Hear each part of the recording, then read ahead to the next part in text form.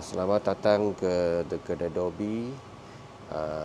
Untuk tahu macam mana gunakan mesin, kami ada token changer. Token changer ini ada harga dekat atas.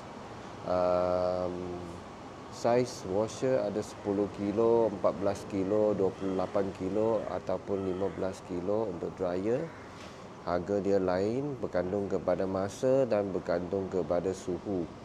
Okey, ini tempat ialah untuk kita tukar token. Ini kita panggil mesin token ataupun coin changer. Coin changer ini boleh keluarkan token gunakan duit cash. Okey, ini tempat masuk duit. Okey, ini ada dua tempat masuk duit dekat sini. Ini ada satu dekat sini. Okey.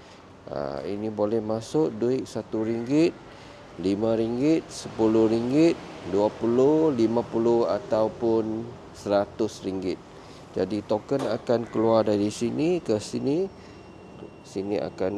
Token akan keluar dari sini. You kutip token ni untuk dipakai di mesin. Okey. Ini mesin dia. Okey, mesin washer dengan mesin dryer.